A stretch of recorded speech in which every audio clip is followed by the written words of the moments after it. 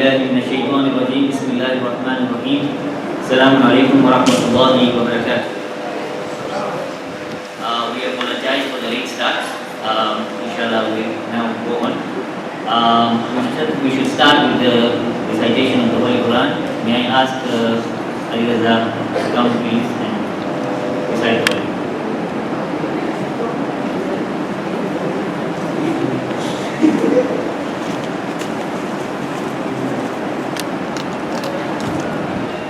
أعوذ بالله من الشيطان الرجيم بسم الله الرحمن الرحيم والشمس وضحاها والقمر إذا تلاها والنهار إذا جلاها والليل إذا يغشاها والسماء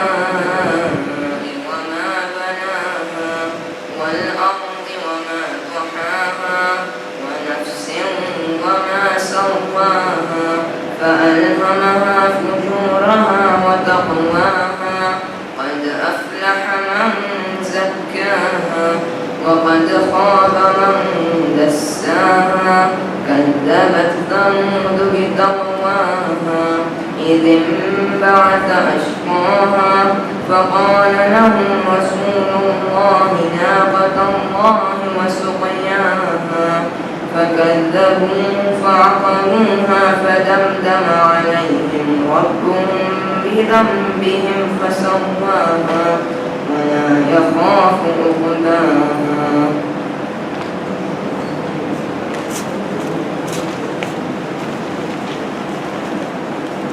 Awesome, thank you for the beautiful recitation. As you know, today we have Brother Imranali Khaki.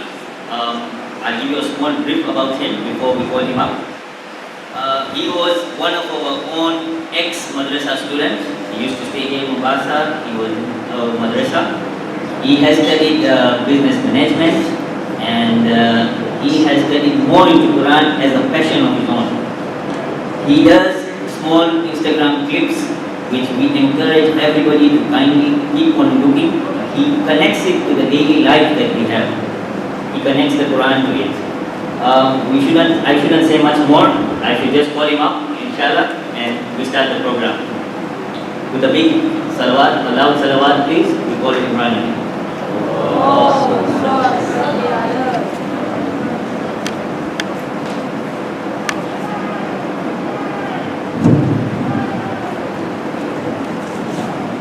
أعوذ بالله من الشيطان الرجيم بسم الله الرحمن الرحيم السلام عليكم ورحمة الله وبركاته. I responded to myself. Ahsan, thank you. It's an honor to be here again. I spoke to a few of the madrasa boys sometime last week, and like Maudie said, I'm a Mombasa boy, born and bred. So it's truly an honor to come back and share any little that I can. Obviously, I'm the last person to do that, but inshallah, if we can learn anything from this, then that would be good. So today's talk will be about loving the Quran.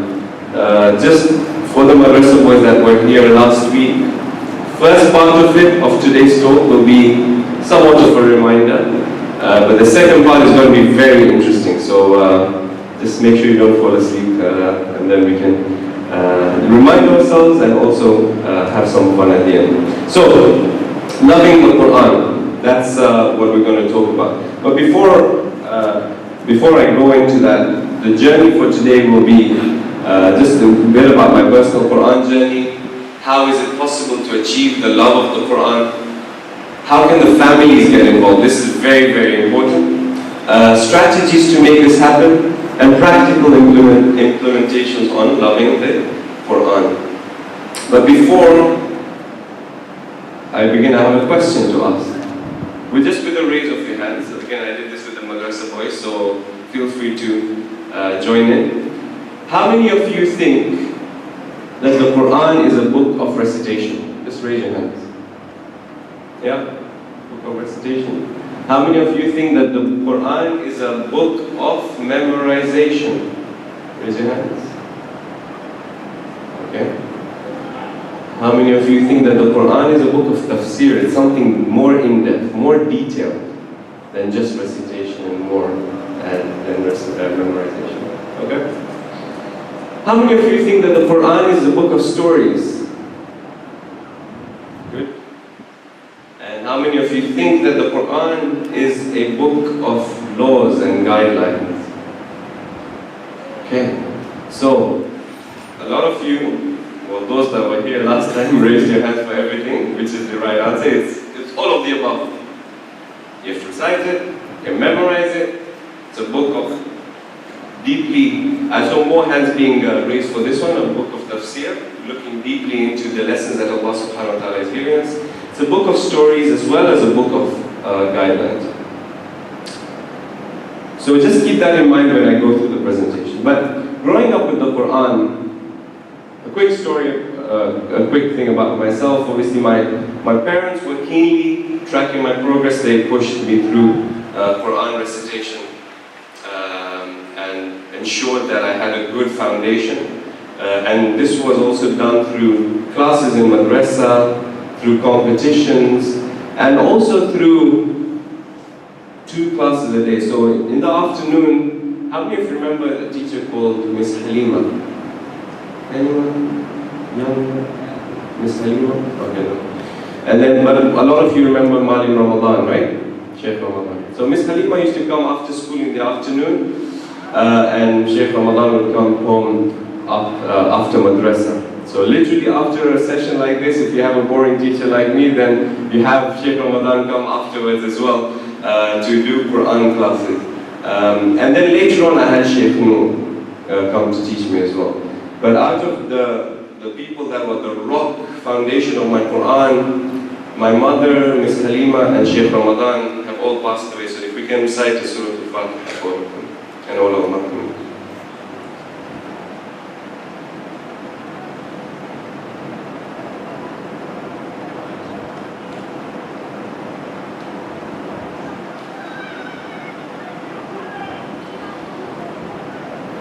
So I asked this question last time. I'm quite intrigued to find what the elders think of this. 2 classes a day. Quran recitation, the boy, the girl, they've had a long day at school, they come home for lunch. You still break at 1 p.m. from school? Exactly? Or you have longer days?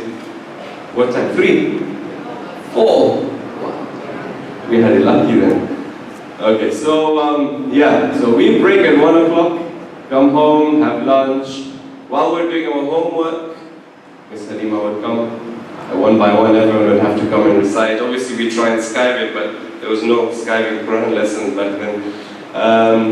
So we'd have to do it, and then we finish off, we come with Ressa, tired, dinner, and then Sheikh Ramadan comes. And again, we try and Skype it, but we can't Skype lessons. How many of you think 2 classes a day was a lot? I thought it was a lot. Raise your hands. Uncles, aunties. 2 classes a day? A lot? A lot? No? So Dad, you feel it's fine? Alijawad will have 2 classes a day? No, definitely not. What about you? Nishan? A lot or no? Not a lot. How many would you do? 3 classes? Imran, you're fine? 3? Aunties, what do you think? 2 classes? Optimal? It's fine? Interesting. So obviously, growing up, we have to look at it from both sides of the front, right? As parents, we want to give every opportunity for our kids to grow with the Quran. So as many times as you want. Nishat, if you're my parent, then oh my goodness, I don't think I'll be very But as a child, obviously, we have busy days as well. So I think there has to be a happy medium. And that's for each family to decide what is correct. But 2 classes, looking back at the 2 classes was very good because it created a solid foundation for me. Then I asked this other question about competing with the Quran, but in the interest of time, we'll carry it. Now, the rest of my presentation will be more about after madrasa. How does one keep up a relationship with the Quran? And how does one love spending time with the Quran? Because Quran, especially like if you're a child and the Quran is being pushed along to you, then you feel that it's something that has a negative attribute to it. So the minute you leave madrasa, the minute you go to university, then you have your own freedoms, then you can make your own decisions. So then all of a sudden Quran can get forgotten, unless you have created a relationship with the Quran. So how can anyone achieve this amazing relationship with the Quran? And the example we gave was live your life as if you're swimming in the Quran. Swimmers in the Quran? Yes, lots of swimmers. Good. Anyone crosses the English Channel? Yeah? Shabash to you, man. I don't know how you guys do it, but when you dive in the ocean, when you dive in the pool, you're engulfed by the water, right? And there's water all around you. And that's exactly how we should have the Quran in our lives. Quran should be around us all the time. But you may ask, it can be very, very tough on the kids, or tough on us. How can we have the Quran? We have busy lives to lead. And as we go through this presentation, it will become a bit more clear how we can do it a bit easier. Another example I like to give is aromatherapy with the Quran. One of the ways that we can swim with the Quran is by having an ambience of the Quran around us. And that is through switching on the Quran for ourselves, for our kids, first thing in the morning, whenever we're doing our chores, for example, whenever we're doing, going to sleep, we can just switch on the Quran, and that's part and parcel of swimming with the Quran. Continuing to love the Quran after madrasa. So for me, I had friends who loved the Quran, surrounded myself with good reciters, and I had friends who we have constant conversations with the Quran. Now these friends who love the Quran, I gave this example of the Quran competition. So when I went to Stanmore is a very tough place to make friends, isn't it, Sajjad? When you first go there, everyone is their own cliques, Jamaat of 6,000-7,000, everyone knows everyone, and then you're just there trying to see, okay, who can I become friends with? But luckily, it was month of Ramadan, and we had a Quran competition there. And just like how, I don't know if you have it over here, all the reciters are in one room before you go in front of the judges, and all the participants were saying, okay, among their friends, and they're saying, okay, you're going to win, or this guy's going to win, and he's going to recite Quran, I've heard you recite Quran, and all of that. Poor old me, I was just sitting on the side, feeling sorry for myself. But then I thought, okay, I'm confident in my Quran recitation. Let me show them who's going to win this Quran competition. Obviously not in a pride, arrogant way, but just so that I could make a statement, right? Thankfully, I won the competition, and all of a sudden, everyone became my friend. So all of a sudden, in a hostile environment of Stanmore, I had a lot more friends. But the key thing is that I have friends who love the Quran, because everyone in that room recognized a good reciter, respected a good reciter, and wanted to be part and parcel of a good reciter. So all of a sudden, I had some good friends. So that was an interesting way to create friends. So the second point about surrounding myself with good reciters in the UK, around the world, now it's much easier to do with the world of YouTube and Instagram. Cheeky plug here, follow me on the Quran Academy, on Instagram, TikTok, YouTube. Social media is not only bad. If you follow channels like mine, then it can be a good thing. So I expect, how many of us are here? 30 new followers today? But no, good reciters. Just make sure you're surround yourself with good reciters. And part of my presentation today, which we didn't do last time, is how can we make the most of good reciters? How can we learn from them? And I like to call it a 3-step formula. So we'll go through that as well. And then also having conversations around the Quran, and I'll go through that in more detail. Now there's a verse, Surah 25, verse 30, where the Prophet says, "Oh my Lord, indeed my people have taken this Quran as a thing abandoned, mahjura." Now, we can think that, okay, mahjura. I'm not mahjura because I recite Quran every day. I have 2 classes every day. How can I be one of those that have been abandoned? And I was speaking to Sheikh Noor about this. And he was saying there are actually different kinds of abandonment. I can be reciting the Quran every single day.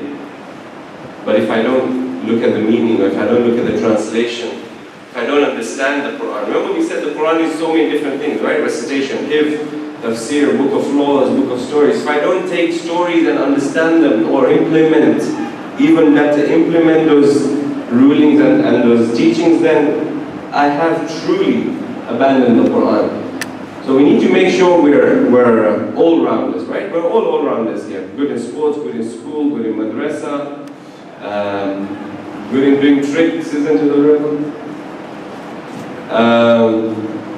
So yeah, if we're all-rounders in the Quran, then we will definitely not be of those that have abandoned the Quran. So what can we do? I still haven't changed this gift, by the way. You'll see a lot of this panda. I couldn't find a better one, so we'll go with it. Key thing, importance of the family being involved. This is critical, absolutely critical. And it's important for me as a child to understand, you as children to understand, and you as parents to understand. We need to create the ambience, aromatherapy as you said, with the Quran at home. Because directly or indirectly, it's amazing how much children can take, regardless of whether they're newborns or they're old like me or even older. We can always take in a lot, indirectly or directly. So it is very, very, very important of the family being involved. How, you may ask? Here we go. Made it very easy for us today. One good thing is we need to schedule a time. So, on a typical day, let me pick this up. Nishat, easy target. What's your typical day like? From, let's say, Imran, if I'm still going to school, from the minute they wake up to the minute you go to school, as a family. Breakfast, school, work, evening. Okay. Was there anything particular? So, for example, Imran and Fan, I know they're good at sports, badminton, right? Good in education. So, clearly you've identified these things, right? As a family that, okay, sports, education, and then now they have their hobbies in video editing and all of that. Was there anything in the day that said, okay, no, we need to do this. You need to do your homework, for example. You need to study. These many hours a day, whatever it is, half an hour a day, you have to do homework. Was there anything as a family that you picked? What was it? Okay. So did you like pick particular time during the day or just generally? Just generally. And it would happen regardless, right? Okay. So this is key.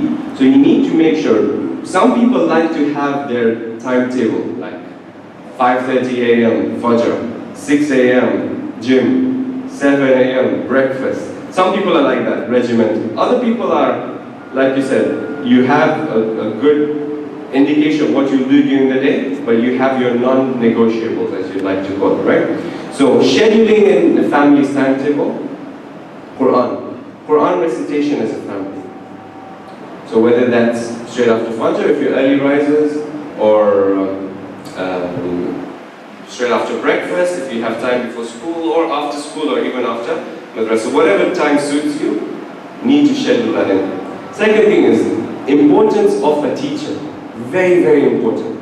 We have a plethora amount of teachers, good teachers in Mombasa.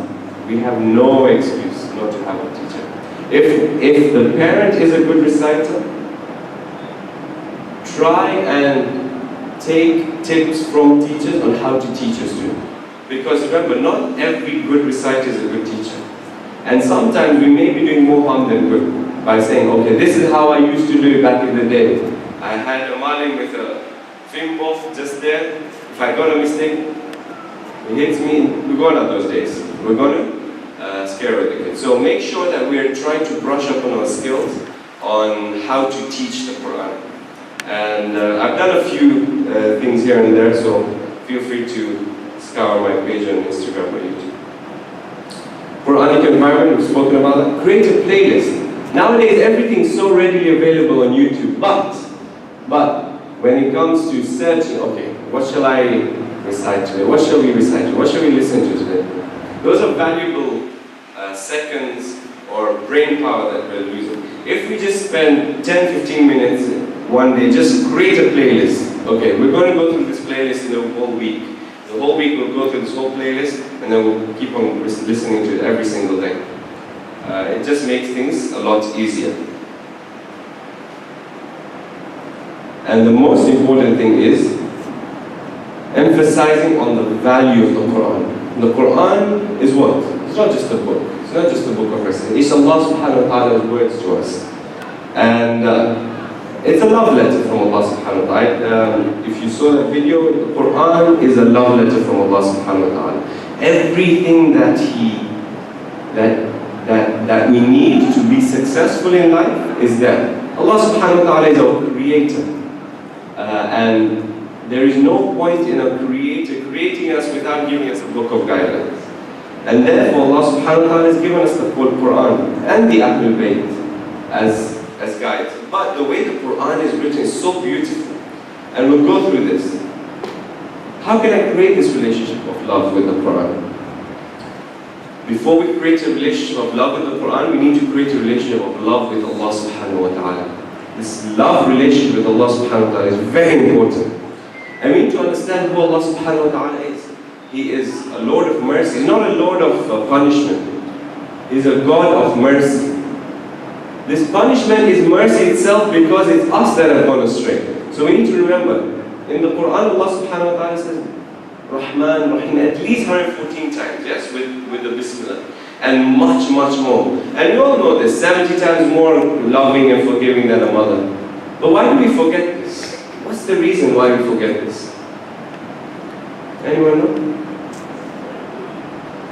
Why do we forget that Allah subhanahu wa ta'ala is loving and merciful, despite us reciting it every single day?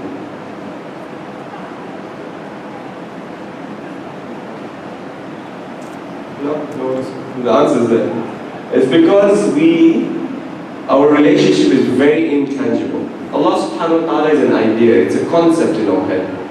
It's not physical. It's not physical like this. Not physical like a chair. I may forget a chair, but when I see a chair, then I remember the chair is there, right? Allah subhanahu wa ta'ala, we need to have reference points. More reference points in our life. And therefore making it more tangible. A good way of making things more tangible is by reciting du'as and contemplating on the du'as. There's some very beautiful du'as by our Imam, Sajadiyya, for example. If you just read one line, 2 lines, and just think over it for the whole day, is enough for us to be able to create a relationship. Another story that I gave the other day in Madrasah was the story of the date. Anyone remember that story of the date? You remember? Come, why don't you tell us the story of the date? What's your name? Sorry? Tell us the story of the date. There's one day, he picked the date and asked, "Let me wonder where this date came from."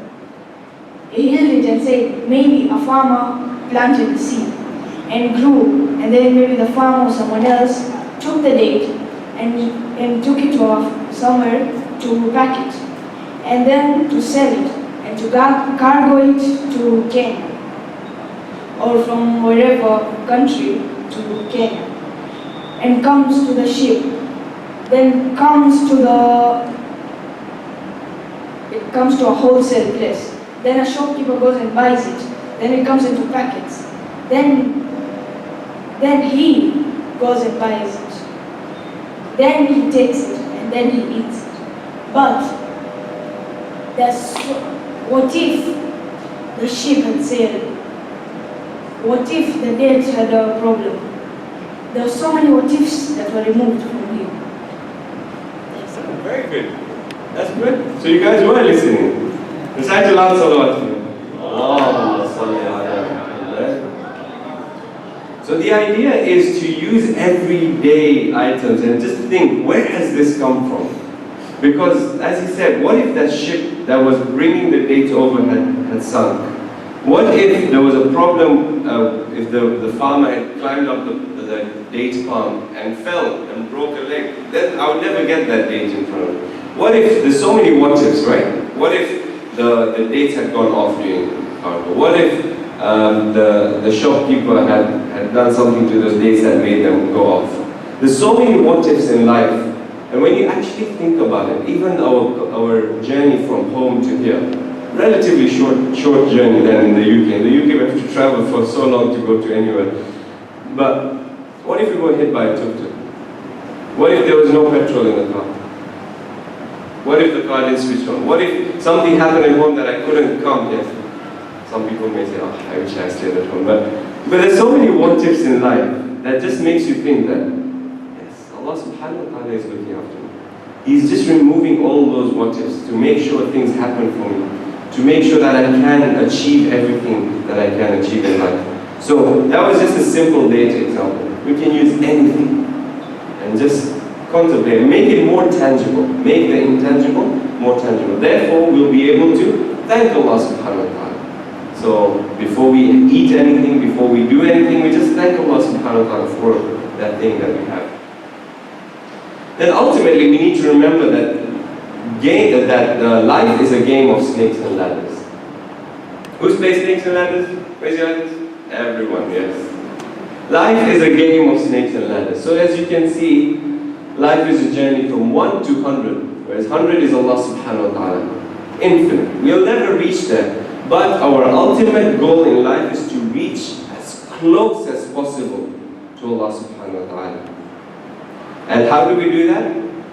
Not by rolling the dice. By actually doing actions. Okay? Whatever we do, remember, whatever we do in life has a greater reality. Okay? We pray on time, we pray with focus, we give charity, we help each other, we do well in school, we do well in sports. Everything that we do, if we have the right focus and the right mindset, we get closer and closer to that 100 of Allah subhanahu wa ta'ala. But there are two things. So we have Day of Arafah coming. So we have Thursday night, we have Friday, we have bonus days where we can, if we make the most of these days, and we all know what to do on these days, right? Seeking forgiveness, Dua Arafah, just simple, even if it's a simple thank you, Ya Allah, that can be a ladder for us. And that can take us, that can boost us in our journey to Allah subhanahu wa ta'ala. However, similarly, there are snakes in our lives. If we do things for the wrong reasons, if we do things that we know, we have this moral compass, that we know are not good, they take us away from Allah subhanahu wa ta'ala, and they are those snakes that bring us down. Okay? So we need to remember, life is a simple game of snakes and ladders. Make the most of the ladders, consistency, keep on going, and then make the most of those ladders, but beware of the snakes. But remember, at 99, there's that long snake that brings you back down to 41. The closer you get, the more you have to focus, the more consistent you have to become. So make sure that we're not succumbing to these snakes. So, creating this relationship with God, how do we do it? So we've identified that Allah subhanahu wa ta'ala is loving, and we have to create this relationship with Allah subhanahu wa ta'ala. And He sent us this beautiful book, and the beauty of the Qur'an is that there is so much to it. And there's a miracle of the Qur'an. How many of you we've read the same verses every single day, but if you've contemplated on one particular verse, for example, any particular verse. There's one particular verse when I was 13, it meant something different to me. Then I came across the same verse when I was 18, it meant something different. Then 23, the same verse. Same verse has been revealed 1400 years ago. It means different things for every single person. And that's the miracle of the Quran. And that's the beauty of Allah subhanahu wa ta'ala. That that he's told through one book that it was revealed 1400 years, it means something very, very personal for every single person that reads. All we have to do is approach it with an open mind, open heart, and reflect. And the other amazing thing about the Quran is that there's so much for everyone. You know, nowadays there's a lot of research going on into what kind of learners we are, whether we're kinesthetic, whether we're listeners, viewers, whether action doers. So there's something for everyone. Recitation, hifz, mujawwad recitation, tafsir, stories, guidance. So it's not just a book to read. There's so much more we can do to interact with the Quran.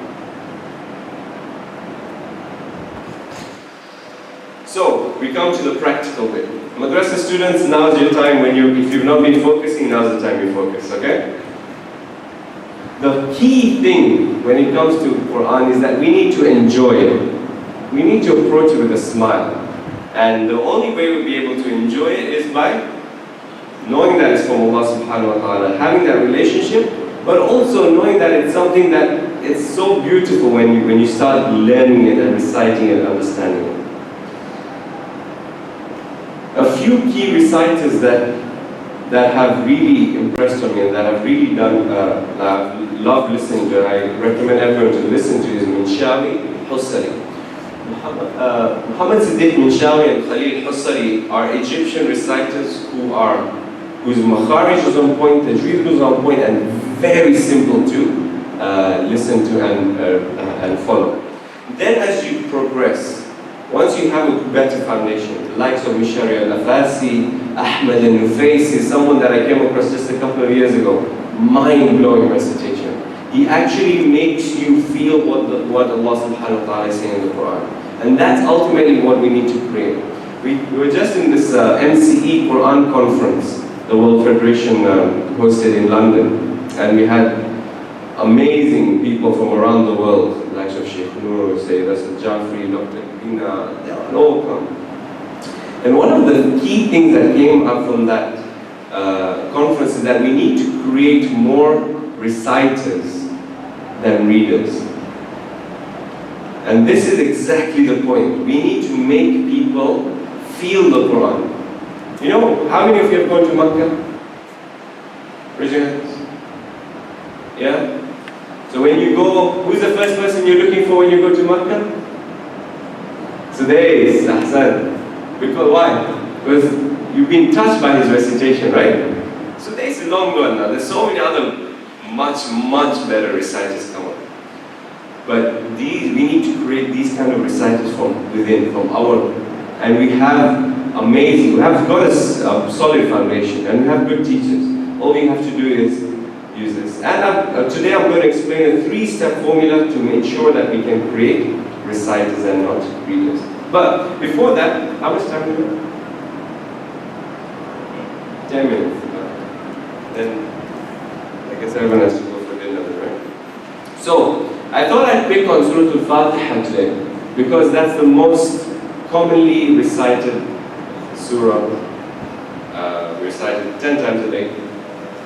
And essentially, it's critical for our salah, right? If we get it spot on, then our level of our salah can go high. So I thought I'd just pick on some few common things that we can improve on. There's very small stuff, but inshallah, if we can pay attention to this and actually take it on board, then our salah will improve tremendously.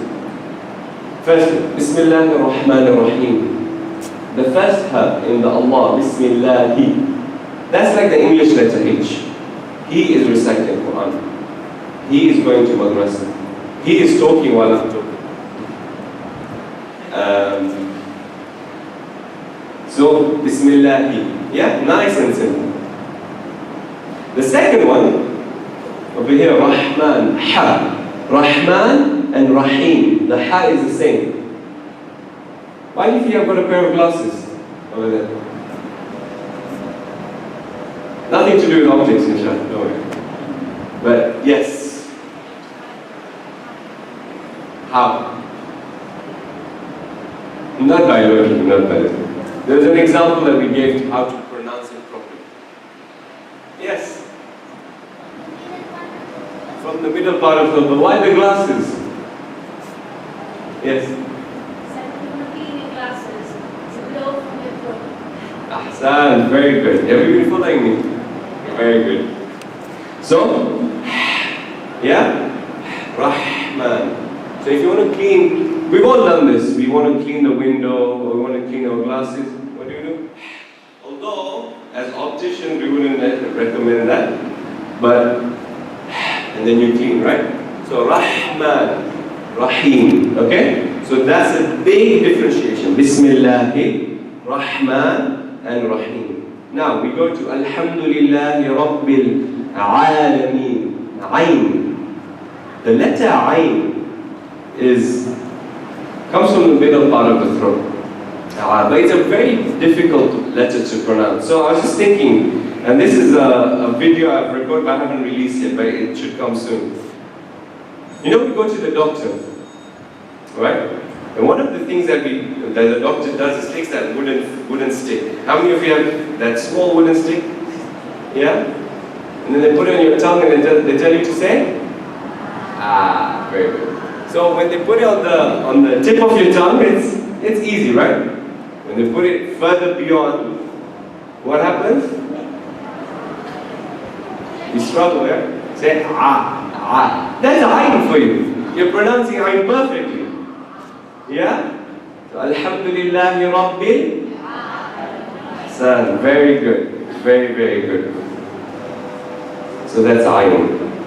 Then Ar-Rahman Ar-Rahim we've gone through. Maliki Yawmiddin Iyaka na'budu wa iyaka nasta'in. Why do I have a funny smiley face showing teeth? Why do I have that? Why? Yes?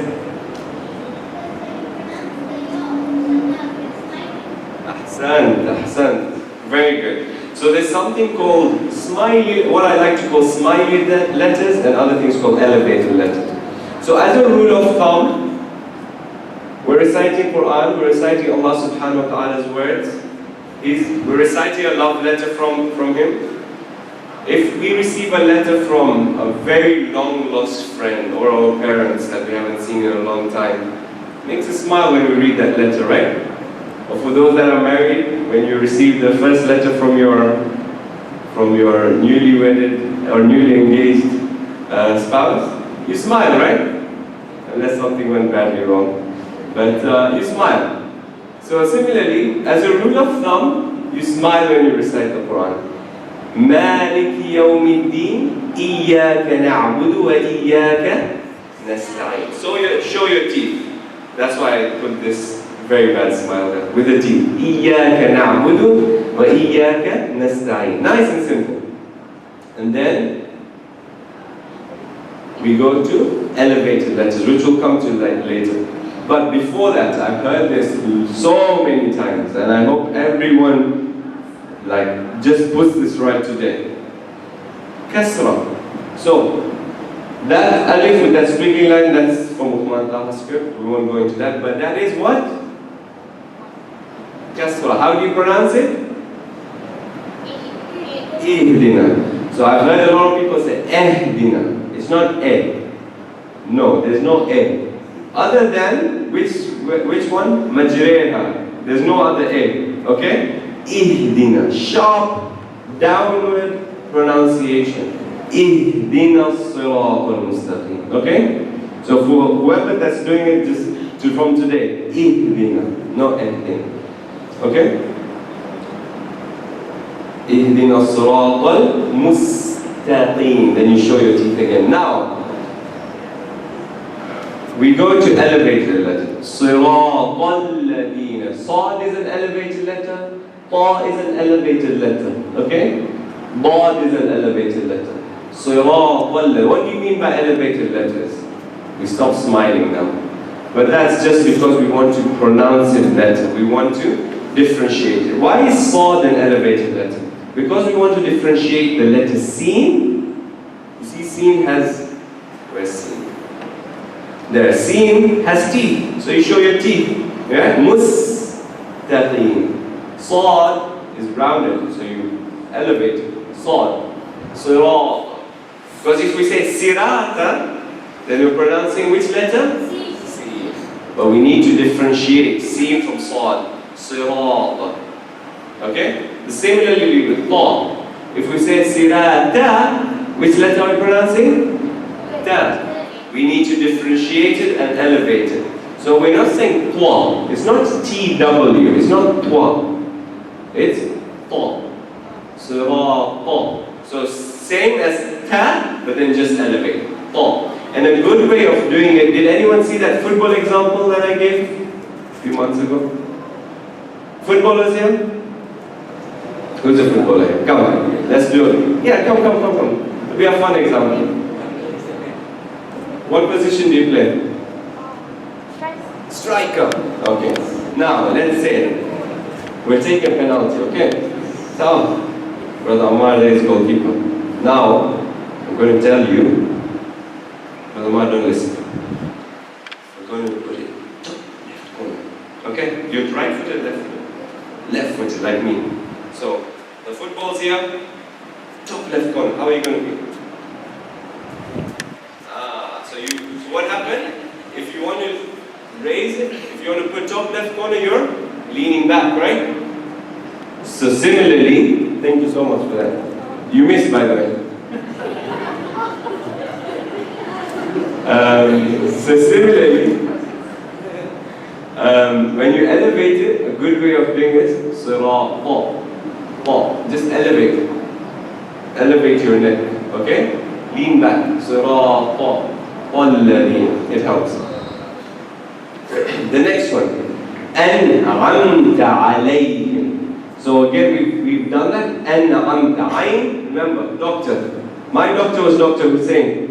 I have bad memories of Dr. Hussein because whenever I used to see him, I used to be ill. So very bad memories of Dr. Hussein. But good doctor nonetheless. أنعمت. Put that wooden stick there. أنعمت. But remember, we have to differentiate the N, the Alif, or the Hamza. An-amta. It won't be an-amta, it won't be an-amta. Okay? An-amta. And a good way, if you want to practice, just break, just pause. An-amta alayhim. Okay? Alayhim. غير المغضوب عليهم ولا الضالين. Now, two things here. غير المغضوب. The two balls over there. It's not maghdubi. It's not that. Your tongue should not be between your teeth.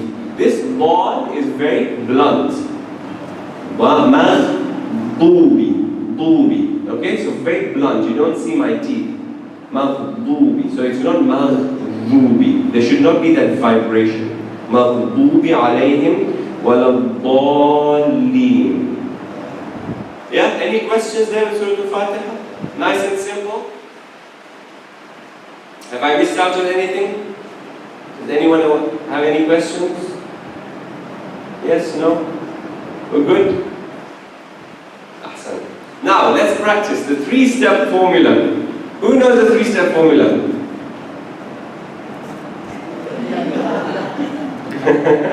I hear it's Gulawali Uncle's favorite one, right? So, three-step formula. We all know it, right?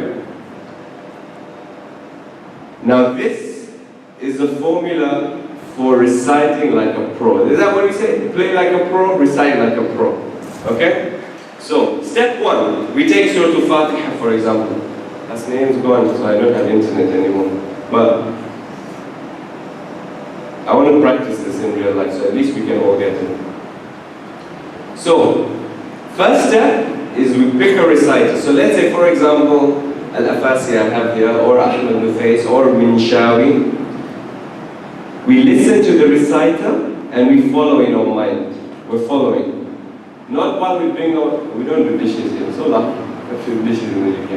Not while, we don't do any chores here. Not while doing anything else, but while reciting from the Qur'an. We're following the Qur'an, actively listening. Okay? So we're following while in our mind while we're listening to whoever we've picked. Okay? We finish the whole surah, or the whole page, or whatever we're reciting. That's step one. What we're doing is trying to take in makharij, tajweed rules, how he's reciting. Remember we said we need to enjoy our recitation. Don't just focus on makharij and tajweed rules, because that gets boring, that gets a lot heavy. Let's try and enjoy it by reciting with a tune as well. Okay? Step 2. Take verse by verse. You listen to the reciter, for example, Bismillah ar-Rahman ar-Rahim, pause, try and copy him word for word, letter for letter. Makharij, tajweed rules. Try and copy his tune as well. What we need to do is we need to break those shackles of reciting in a very our own way since a long time ago. Let's try and learn something new and enjoy our recitation. So we do that for the rest of the surah, verse by verse. Listen, pause, recite. Listen, pause, recite, till we finish. Then step 3 is, we're pros now, so we recite ourselves. So we'll do a quick example. Who wants to do the example with me?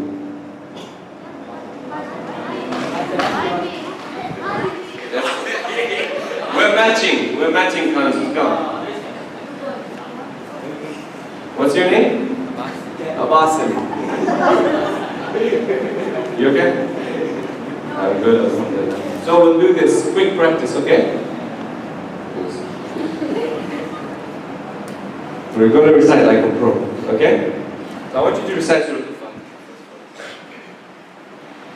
أعوذ بالله من الشيطان الرجيم بسم الله الرحمن الرحيم الحمد لله رب العالمين الرحمن الرحيم مالك يوم الدين إياك نعبد وإياك نستعين اهدنا الصراط المستقيم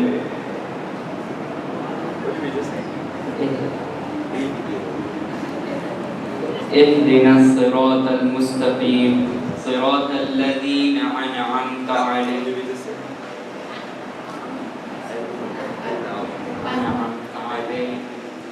غير المغضوب عليهم ولا الضالين. Just one thing, إياك نعبد, short vowel. Okay? That's another very common, nothing to do with you as well, but it's just a very common thing. إياك نعبد وإياك نستعين. Don't pull it. Not إياك نعبد وإياك نستعين. Another thing that we have is because Surah Al-Fatiha is something that is a surah we know and we memorize since we're young, we don't recite it from the Qur'an. And therefore all those bad habits that we've picked up on the way, like lengthening short vowels, etc., we've got that. So let's try from time to time to recite it from the Qur'an so we can see exactly what we're reciting. So what I'm going to do is I'm going to pick a reciter for us to copy. Okay? So we'll do this nicely.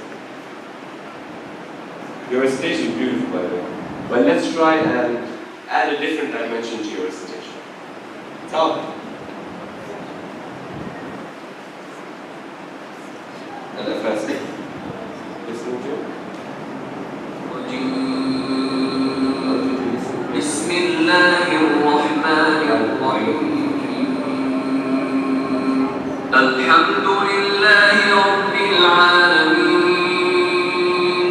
الرحمن الرحيم مالك يوم الدين إياك نعبد وإياك نستعين اهدنا الصراط المستقيم صراط الذين أنعمت عليهم غير المغضوب عليهم ولا الضالين.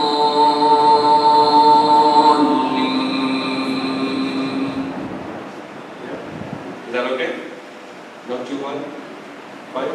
You feel you can copy the two? So the idea is not to recite like for like him, but try and copy him as much as you can. Okay? So yeah, so that was step 1. Now step 2 is we're going verse by verse. Okay?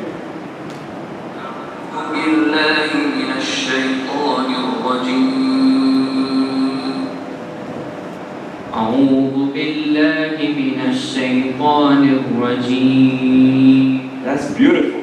Very nice. Very, very nice.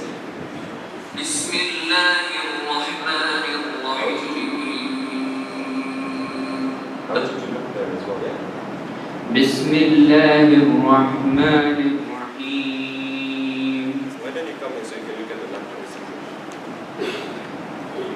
Very good. Good start, you. الحمد لله رب العالمين.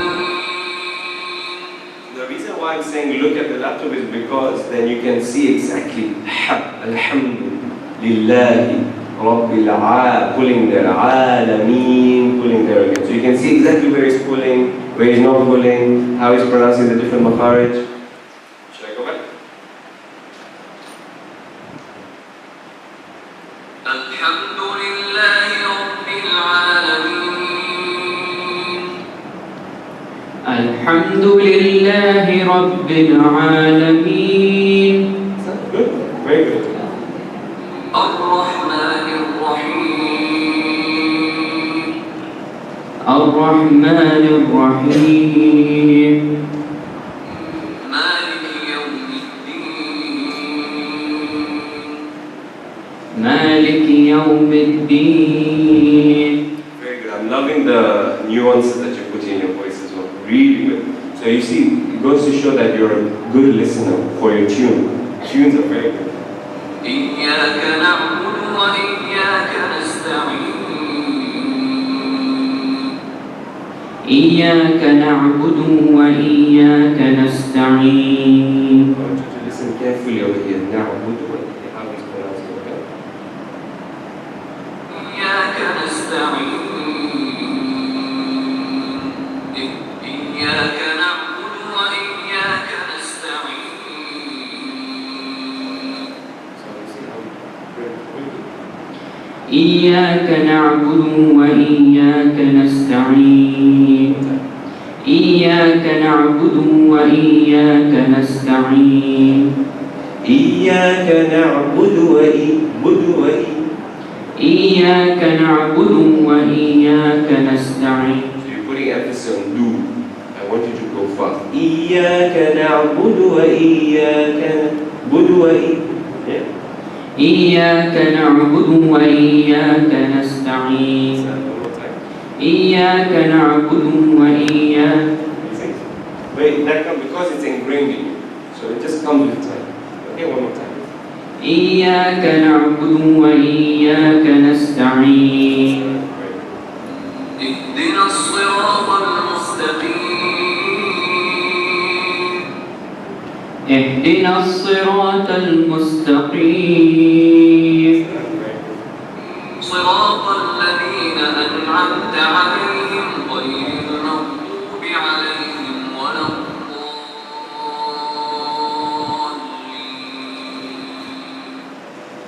صراط الذين أنعمت عليهم.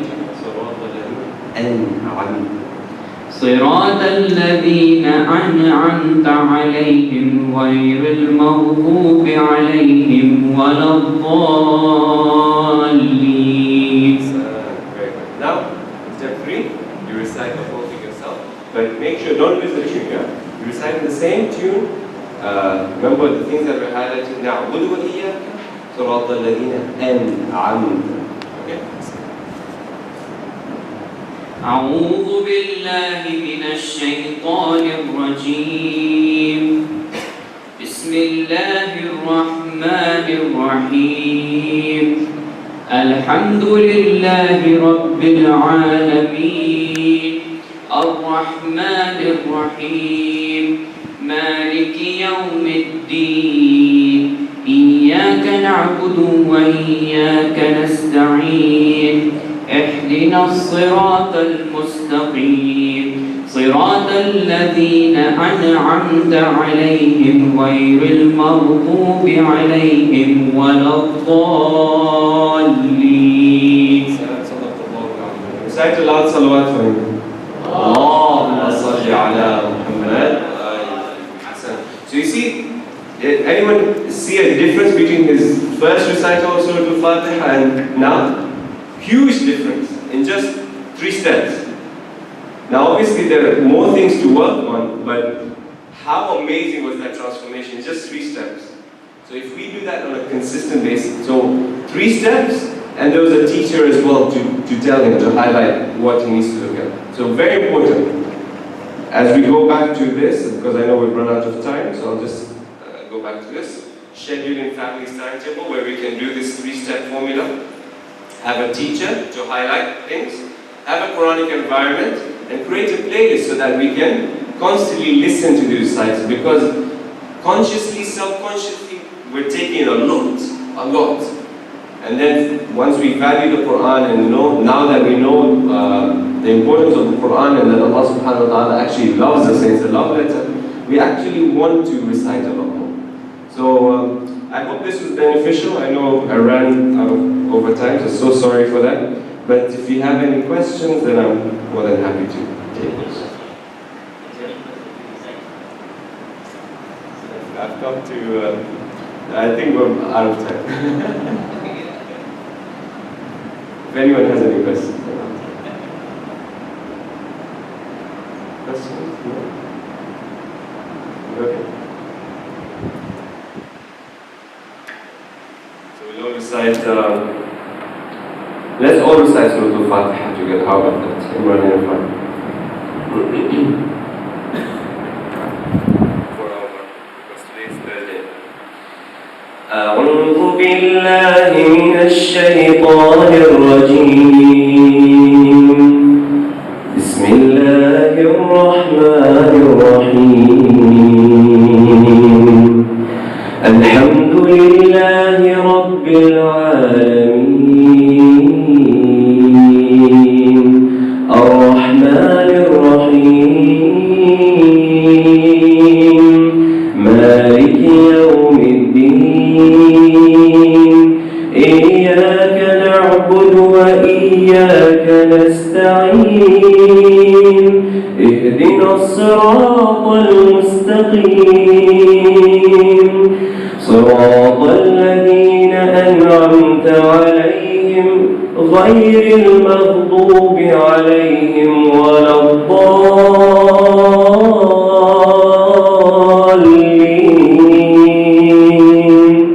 صدق الله العلي العظيم. صلوا على محمد وآل محمد.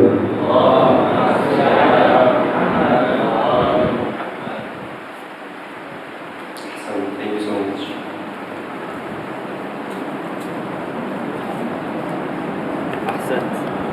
Ahsan Imranali, thank you so much.